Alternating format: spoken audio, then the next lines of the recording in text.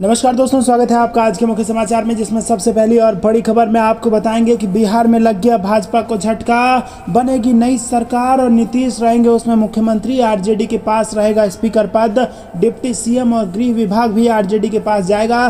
दूसरी बड़ी खबर में आपको बताएंगे कि केंद्र सरकार पर बरसे राहुल गांधी, बोले एक और करो या मरो जैसे आंदोलन की जरूरत।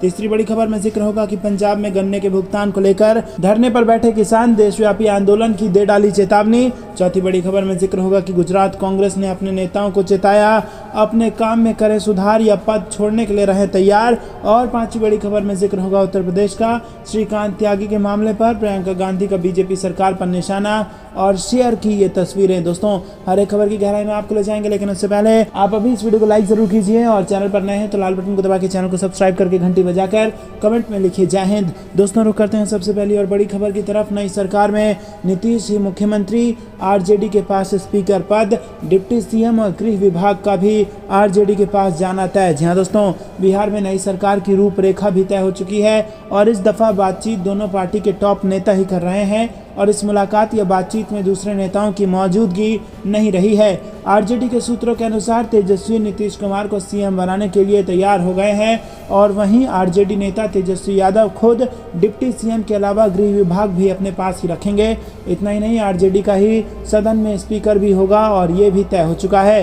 नई सरकार की रूपरेखा लगभग तय हो चुकी है। आरजेडी में इस दफा सीधा तेजस्वी यादव कमान को संभाले हुए हैं और समय समय पर लालू प्रसाद यादव से संपर्क किया जा रहा है। आरजेडी के अन्य बड़े नेता परोक्ष रूप से नजर बनाए हुए हैं, लेकिन उन्हें भी बिहार में चल रही सियासी गतिविधियों से दूर रखा जा रहा है। आरजेडी सूत्रों से मिली जानकारी के मुताबिक तेजस्वी यादव नीतीश कुमार को सीएम बनाने को लेकर तैयार हो गए हैं। आरजेडी नेता तेजस्वी डिप्टी सीएम की कुर्सी संभालेंगे, लेकिन नीतीश कुमार को गृह विभाग तेजस्वी के हाथों सौंपना होगा। दरअसल गृह विभाग नीतीश कुमार हमेशा से अपने पास रखते रहे हैं, लेकिन इस बार सरकार बनने की शर्त में शामिल है कि गृह विभाग आरजेडी नेता तेजस्वी यादव ही संभालेंगे। दोस्तों, रुक करते हैं अगली बड़ी खबर की तरफ। केंद्र सरकार पर बरसे राहुल गांधी, बोले एक और करो या मरो जैसे आंदोलन की जरूरत। जी हाँ दोस्तों, कांग्रेस के पूर्व अध्यक्ष राहुल गांधी ने भारत छोड़ो आंदोलन की वर्षगांठ पर सोमवार को कहा कि मौजूदा तानाशाह सरकार के खिलाफ और देश की रक्षा के लिए एक और करो या मरो जैसे आंदोलन की जरूरत है। उन्होंने ये भी कहा कि तानाशाही, महंगाई और बेरोजगारी को भारत छोड़ना ही होगा। कांग्रेस नेता ने एक फेसबुक पोस्ट में कहा कि इतिहास का वो पन्ना जिसे कभी भुलाया नहीं जा सकता। भारत छोड़ो आंदोलन 8 अगस्त 1942 को मुंबई से शुरू हुआ और इस आंदोलन ने अंग्रेज़ों की नींद उड़ा दी थी। और दोस्तों, अगस्त की उस शाम को मुंबई के गोवालिया टैंक मैदान में लोगों ने जुटना शुरू किया था और गांधी जी ने करो या मरो का नारा दिया और बस हिंदुस्तान में अंग्रेजी हुकूमत का आखिरी अध्याय शुरू हो गया। जी हाँ दोस्तों, राहुल गांधी के अनुसार अपनी ज़िंदगी की परवाह किए बगैर लाखों देशवासी इस आंदोलन में कूद पड़े और इस आंदोलन में लगभग 940 लोग शहीद हुए और हज़ारों गिरफ्तारियां हुई। और आज भारत छोड़ो आंदोलन की वर्षगांठ पर मैं उन स्वतंत्रता सेनानियों को श्रद्धांजलि देता हूं जिन्होंने देश की आज़ादी के लिए अपने प्राणों की आहुति दे दी। राहुल गांधी ने कहा कि हिंदुस्तान की तानाशाह सरकार के खिलाफ और देश की रक्षा के लिए एक और करो या मरो जैसे आंदोलन की ज़रूरत है और अब समय आ गया है जब अन्याय के खिलाफ बोलना ही होगा। तानाशाही, महंगाई और बेरोजगारी को भारत छोड़ना ही होगा। कांग्रेस के पूर्व अध्यक्ष ने देश में बेरोजगारी बढ़ने से संबंधित एक ग्राफ का हवाला देते हुए ट्वीट किया कि ज़रूरत है कि घर घर रोजगार और असलियत है कि हर घर बेरोजगार। दोस्तों, रुक करते हैं अगली बड़ी खबर की तरफ। पंजाब में गन्ने के भुगतान को लेकर धरने पर बैठ गए किसान, देशव्यापी आंदोलन की दे डाली चेतावनी। जी हाँ दोस्तों, पंजाब की किसान यूनियनों ने एक बार फिर देशव्यापी किसान आंदोलन की चेतावनी दी है। पंजाब में कुछ किसान आंदोलन करने के लिए इस समय धरने पर भी बैठ गए हैं। रुक करते हैं अगली बड़ी खबर की तरफ। गुजरात कांग्रेस ने अपने नेताओं को चेताया, अपने काम में करें सुधार या पद छोड़ने के लिए रहें तैयार। जी हाँ दोस्तों, कांग्रेस पार्टी लगातार असफलताओं के बाद लंबी नींद से जागती नजर आ रही है। पार्टी के राजनेतृत्व ने एजेंडे को आगे बढ़ाने में विफल रहने के लिए नेताओं को उनके पदों से मुक्त करना शुरू कर दिया है और हाल ही में तालुका समिति के 30 अध्यक्षों को उनके पद से बर्खास्त कर दिया गया है। उनके रिपोर्ट कार्ड व्यक्तिगत या सामाजिक कारणों से नकारात्मक थे।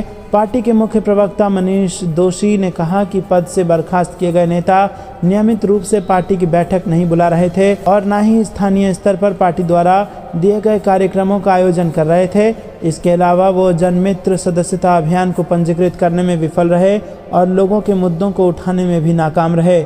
दोस्तों, रुक करते हैं अगली बड़ी खबर की तरफ। श्रीकांत त्यागी के मामले पर प्रियंका गांधी का बीजेपी सरकार पर निशाना और दोस्तों जमकर बीजेपी को घेरा। जी हां दोस्तों, नोएडा में महिला के साथ अभद्रता करने वाली बीजेपी के नेता श्रीकांत तिवारी को लेकर सियासत तेज हो गई है और इस मामले पर पहले समाजवादी पार्टी प्रमुख अखिलेश यादव और अब कांग्रेस राष्ट्रीय महासचिव प्रियंका गांधी ने बीजेपी सरकार पर निशाना साधा। प्रियंका गांधी ने ट्वीट कर लिखा कि क्या इतने सालों में बीजेपी सरकार को नहीं पता था कि नोएडा के बीजेपी नेता का निर्माण अवैध है, बुलडोजर कार्रवाई दिखावटी है। इन सवालों के जवाब से सरकार बच रही है। एक महिला के साथ खुलेआम अभद्रता और 10-15 गुंडे भेजकर महिलाओं को धमकाने की हिम्मत उसे कौन दे रहा है? कौन है जो उसको बचाता रहा और इसके संरक्षण में उसका गुंडा राज और अवैध कारोबार किसके संरक्षण में फला फूला? जी हाँ दोस्तों, यहाँ पर जबरदस्त तरीके से घेरा गया है श्रीकांत त्यागी और उनके समर्थकों को प्रियंका गांधी द्वारा। रुक करते हैं अगली बड़ी खबर की तरफ। एक बार फिर हाथ को मिला साथ, 5 नेताओं ने थामा कांग्रेस का दामन। जी हाँ दोस्तों, हरियाणा में कांग्रेस का कुनबा लगातार बढ़ता जा रहा है। अलग अलग पार्टियों के बड़े नेता लगातार कांग्रेस का दामन थाम रहे हैं और इसी कड़ी में 5 बड़े नेताओं ने पार्टी का दामन थामा। पूर्व मुख्यमंत्री और नेता प्रतिपक्ष भूपेंद्र सिंह हुड्डा व हरियाणा प्रदेश कांग्रेस कमेटी के अध्यक्ष चौधरी उदय भान के नेतृत्व में 5 नेताओं ने कांग्रेस की सदस्यता ग्रहण की। रुक करते हैं अगली बड़ी खबर की तरफ। हिमाचल में कांग्रेस का वादा 300 यूनिट फ्री बिजली और गरीब महिलाओं को हर महीने 1500 रुपये। जी हाँ दोस्तों, हिमाचल कांग्रेस के द्वारा प्रदेश में होने वाले विधानसभा चुनावों को लेकर शिमला में आयोजित आम सभा में चुनावी चर्चा की गई और इस बीच कांग्रेस ने चुनावों से पहले हिमाचल की जनता के लिए एक बड़ा वादा किया है और इस सभा में कांग्रेस ने कहा कि यदि हिमाचल प्रदेश में उसकी सरकार बनी तो घरेलू उपभोक्ताओं को 300 यूनिट मुफ्त बिजली और गरीब महिलाओं को 1500 रुपये प्रति महीने की वित्तीय सहायता दी जाएगी। छत्तीसगढ़ के मुख्यमंत्री और कांग्रेस के हिमाचल प्रदेश के मुख्य चुनाव पर्यवेक्षक भूपेश बघेल ने सोमवार को ये जानकारी की घोषणा की। सीएम बघेल ने राज्य में कांग्रेस की सरकार बनने पर पुरानी पेंशन योजना को लागू करने का भी वादा किया। रुक करते हैं अगली बड़ी खबर की तरफ। एकनाथ शिंदे की दिल्ली दौड़ पर आदित्य ठाकरे का तंज, बोले जल्दी ही गिरेगा ये सरकार। जी हाँ दोस्तों, शिवसेना में बगावत और सत्ता छीनने के बाद से ही ठाकरे परिवार काफ़ी सक्रिय है। खुद आदित्य ठाकरे प्रदेश भर में यात्रा निकाल रहे हैं और नए लोगों को पार्टी से जोड़ने का प्रयास कर रहे हैं। इसी क्रम में सोमवार को उन्होंने सैकड़ों युवाओं को शिवसेना में शामिल कराया। इस मौके पर आदित्य ठाकरे ने एकनाथ शिंदे पर जमकर हमला बोला। सर्दी और बुखार से पीड़ित आदित्य ठाकरे ने कहा कि मुझे बुखार है और सर्दी हो गई है, यह अच्छा नहीं लगता। मैं मास्क लगाकर बोल रहा हूं ताकि आपको परेशानी ना हो, ध्यान रखना। उन्होंने कहा कि फिलहाल राज्य में सीएम कौन है ये पता लगाने का कोई तरीका नहीं है। दोस्तों, रुक करते हैं अगली बड़ी खबर की तरफ। आज़ादी के 75 साल होने पर केजरीवाल ने केंद्र से की मांग, जनता को फ्री में मिले ये बड़ी सुविधाएं। जी हाँ दोस्तों, प्रधानमंत्री नरेंद्र मोदी के बयान के बाद देश में रेवड़ी कल्चर को लेकर बहस तेज हो गई है। दिल्ली के मुख्यमंत्री अरविंद केजरीवाल ने रेवड़ी कल्चर वाले बयान पर पलटवार करते हुए जनता को मुफ्त शिक्षा और स्वास्थ्य सुविधा देने की वकालत की है और इस बार उन्होंने आज़ादी के 75 साल होने के मौके पर देश के हर नागरिक के लिए नई सुविधाओं की मांग कर डाली है। केजरीवाल ने कहा कि देश में फ्री शिक्षा बंद करने की साजिश हो रही है। उन्होंने रेवड़ी कल्चर पर पीएम मोदी के बयान पर पलटवार करते हुए कहा कि मुफ्त में पानी बिजली देना गुनाह है क्या। उन्होंने सरकार से देश भर में अच्छी मुफ्त शिक्षा, स्वास्थ्य सेवा, बेरोजगारी भत्ता और 300 यूनिट बिजली देने की मांग की है। दोस्तों, रुक करते हैं अगली बड़ी खबर की तरफ। संजय सिंह का आरोप, राम मंदिर निर्माण में बीजेपी नेताओं ने किया करोड़ों का घोटाला। भाजपा की आस्था राम में नहीं भ्रष्टाचार में है। जी हाँ दोस्तों, अयोध्या में जमीन घोटाले मामले में बीजेपी विधायक और मेयर सहित 40 लोगों का लिस्ट में नाम सामने आने के बाद आम आदमी पार्टी सांसद संजय सिंह ने तल्ख टिप्पणी की है।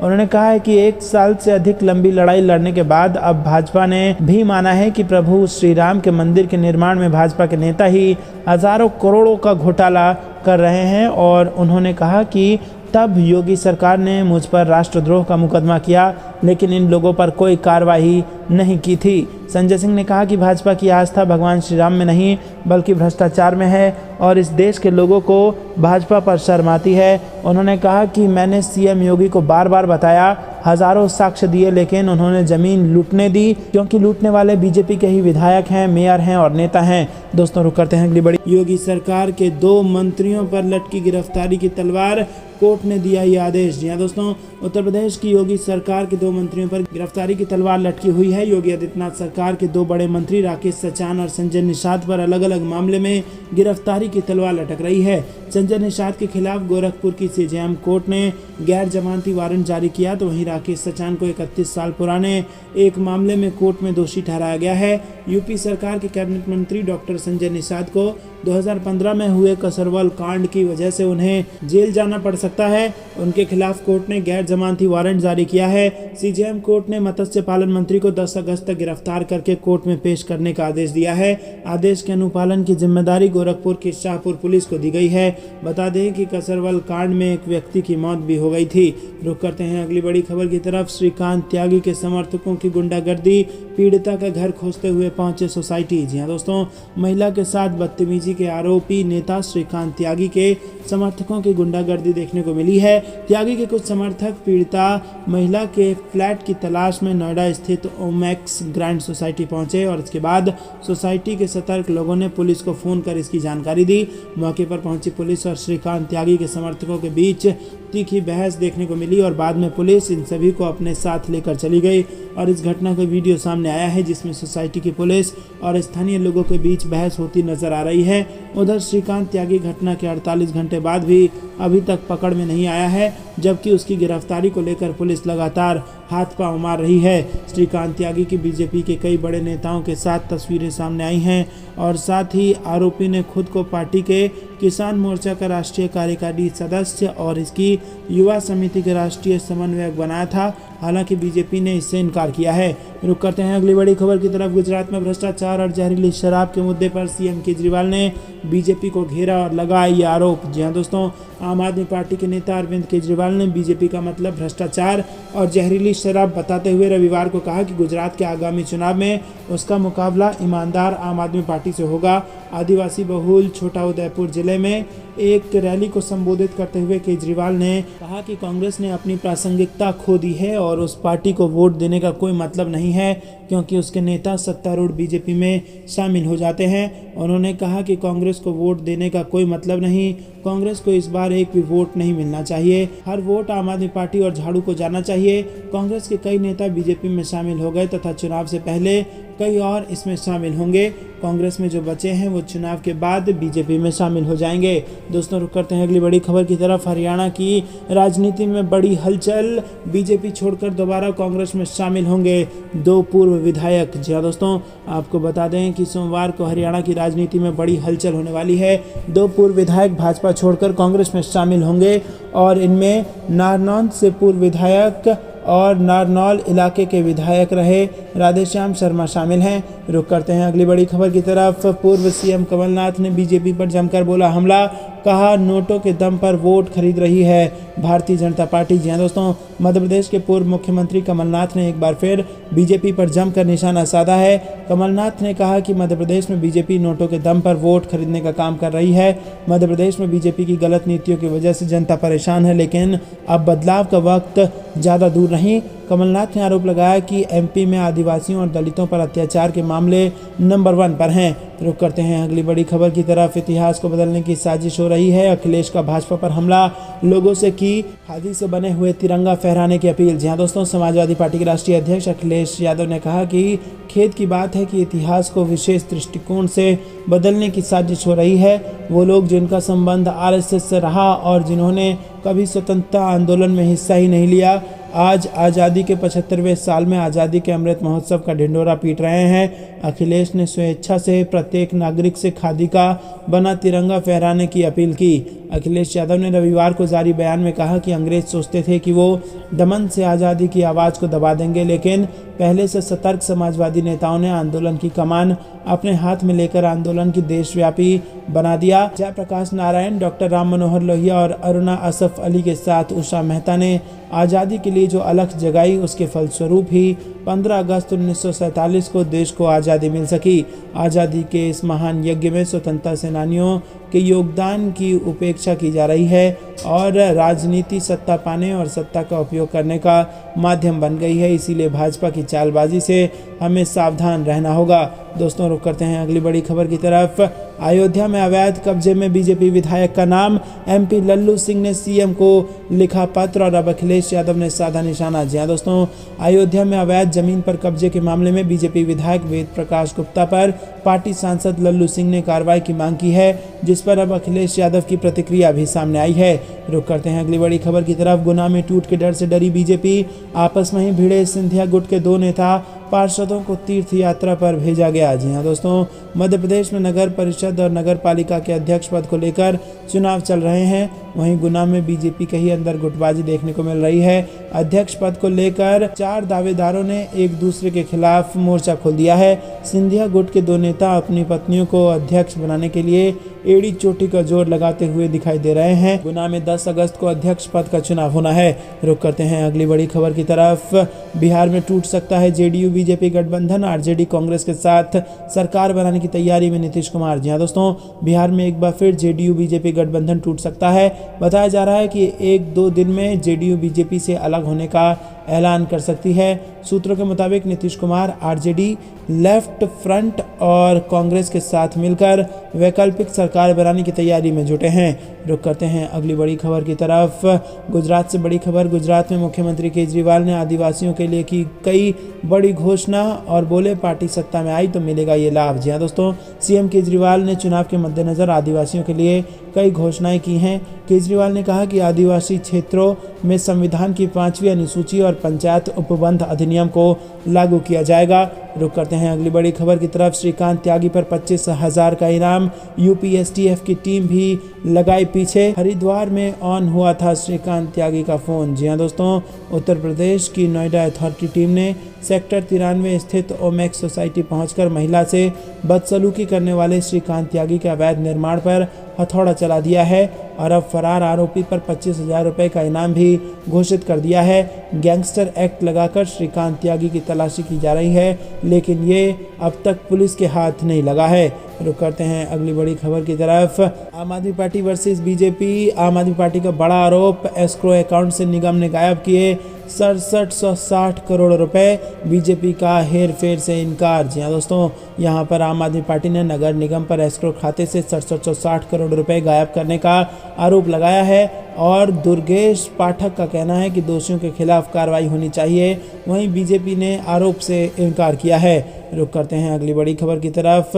बीजेपी ने वादा तोड़कर कैबिनेट का विस्तार अटकाया, एकनाथ शिंदे को धर्म संकट में फंसाया। जी हाँ दोस्तों, सीएम शिंदे का कहना है कि कैबिनेट विस्तार जल्द किया जाएगा। खबर है कि पहले शपथ ग्रहण में दोनों पक्षों के करीब 15 विधायक शपथ लेंगे। वहीं उप मुख्यमंत्री देवेंद्र फडणवीस को गृह विभाग दिया जा सकता है। रुक करते हैं अगली बड़ी खबर की तरफ। शरद पवार से नाराज है शिवसेना, ममता बनर्जी पर जमकर साधा निशाना, गांधी परिवार की तारीफ। जी हाँ दोस्तों, शिवसेना के मुखपत्र में एक तरफ कांग्रेस की तारीफ की गई है तो वहीं ममता बनर्जी की तीखी आलोचना भी की गई है। शिवसेना ने कहा कि जब कांग्रेस सड़कों पर थी तो ममता बनर्जी जीएसटी का रिफंड मांग रही थी। दोस्तों, रुक करते हैं अगली बड़ी। कैबिनेट मंत्री डॉक्टर संजय निषाद को गिरफ्तार करने का आदेश, गैर जमानती वारंट कर दिया गया जारी। जी हाँ दोस्तों, प्रदेश सरकार में कैबिनेट मंत्री डॉक्टर संजय निषाद के खिलाफ गैर जमानती वारंट जारी हुआ है। चीफ जुडिशियल मजिस्ट्रेट जगन्नाथ ने मत्स्य पालन मंत्री को 11 अगस्त तक गिरफ्तार करके कोर्ट में पेश करने का आदेश दिया है। आदेश के अनुपालन की जिम्मेदारी शाहपुर पुलिस को दी गई है। मामला 7 जून 2015 का है। सरकारी नौकरी में निषादों को 5% आरक्षण देने की मांग को लेकर सहजनवा क्षेत्र के कसरवल में आंदोलन चल रहा था। आंदोलनकारी रेलवे ट्रैक पर बैठे थे और इसी बीच विवाद बढ़ा और लाठीचार्ज हो गया। इसमें एक व्यक्ति की मौत हो गई। आरोप लगा कि पुलिस की गोली से मौत हुई थी और इससे आंदोलन उग्र हो गया। आंदोलनकारी पुलिस से भिड़ गए और उसकी कई गाड़ियों को आग के हवाले आंदोलनकारियों ने कर दिया। इस घटना में 24 पुलिसकर्मी घायल हुए थे। मामले में तत्कालीन सहजनवा थाना अध्यक्ष श्यामलाल ने निषाद पार्टी के राष्ट्रीय अध्यक्ष डॉक्टर संजय निषाद सहित कई लोगों के खिलाफ कई मामलों में केस दर्ज कराया था और अब उनके खिलाफ गैर जमानती वारंट जारी हो गया है। दोस्तों रुक करते हैं अगली बड़ी खबर की तरफ। भदोही में पुलिस टीम पर हमला करने के आरोप में बीजेपी नेता समेत 35 के खिलाफ केस कर लिया गया दर्ज। यहाँ दोस्तों भदोही के शहर कोतवाली क्षेत्र के नई बाजार इलाके में पुलिस टीम पर हमला कर एक व्यक्ति को हिरासत से छुड़ाकर ले जाने के मामले में पुलिस ने भारतीय जनता पार्टी के एक सभासद सहित कुल 35 लोगों के खिलाफ प्राथमिकी दर्ज की है। पुलिस ने रविवार को ये जानकारी दी। कोतवाली प्रभारी निरीक्षक गगन राज सिंह ने बताया कि इस मामले में नई बाजार नगर पंचायत वार्ड नंबर 1 के भाजपा सभासद दीना सोनकर सहित 15 नामजद और 20 अज्ञात सहित कुल 35 व्यक्तियों के खिलाफ शांति भंग, सरकारी कार्य में व्यवधान, ड्यूटी कर रहे लोक सेवक पर हमला समेत भारतीय दंड संहिता की अन्य धाराओं में शनिवार रात प्राथमिकी दर्ज की गई। रुक करते हैं अगली बड़ी खबर की तरफ। बरेली में महिला की पिटाई करने वाला बीजेपी नेता गिरफ्तार, घटना का वीडियो हुआ था वायरल। जी दोस्तों बरेली में महिला की पिटाई करने वाले बीजेपी नेता जितेंद्र रस्तोगी को गिरफ्तार कर लिया गया है। पुलिस ने जितेंद्र रस्तोगी को उसके घर से गिरफ्तार किया और आरोपी ने नाली के विवाद में महिला के साथ मारपीट की थी। मारपीट का सीसीटीवी फुटेज भी वायरल हुआ था और इधर व्यापार मंडल ने भी जितेंद्र रस्तोगी को संगठन से निकाल दिया है। हालांकि बीजेपी ने रस्तोगी से पल्ला झाड़ लिया है। पार्टी का कहना है कि आरोपी रस्तोगी पार्टी के किसी भी पद पर नहीं था। दोस्तों रुक करते हैं अगली बड़ी खबर की तरफ। बिहार में जबरदस्त सियासी हलचल, क्या 11 अगस्त से पहले नीतीश बीजेपी छोड़ आरजेडी के साथ बनाएंगे सरकार। जी दोस्तों आपको बता दें कि मुख्यमंत्री नीतीश कुमार और बीजेपी के बीच जिस तरीके से पिछले कुछ दिनों में टकराव की स्थिति बनी है, उसके बाद ये सवाल खड़े हो रहे हैं कि क्या 11 अगस्त से पहले बिहार में एनडीए सरकार गिर जाएगी और नीतीश आरजेडी के साथ मिलकर फिर से सरकार बनाएंगे। हाल के सियासी घटनाक्रमों की वजह से बिहार की राजनीति गरमाई हुई है। दरअसल पिछले एक महीने के घटनाक्रम पर नजर डालें तो ऐसा साफ लगता है कि नीतीश और बीजेपी के बीच सब कुछ ठीक नहीं चल रहा है। महीने भर में ऐसा 4 बार हुआ है जब नीतीश कुमार ने बीजेपी से कन्नी काटी है।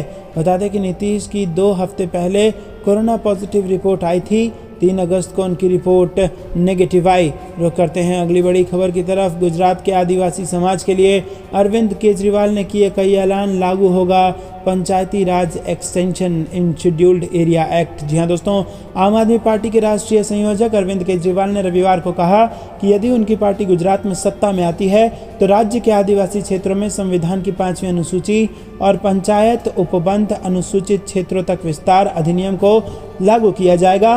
केजरीवाल ने यह भी गारंटी दी कि गुजरात की आदिवासी सलाहकार समिति का नेतृत्व मुख्यमंत्री के बजाय समुदाय के एक व्यक्ति द्वारा किया जाएगा। दिल्ली के मुख्यमंत्री ने गुजरात के अपने दौरे के दूसरे दिन वडोदरा में संवाददाताओं को संबोधित करते हुए ये बात कही। गुजरात में इस वर्ष के अंत में विधानसभा चुनाव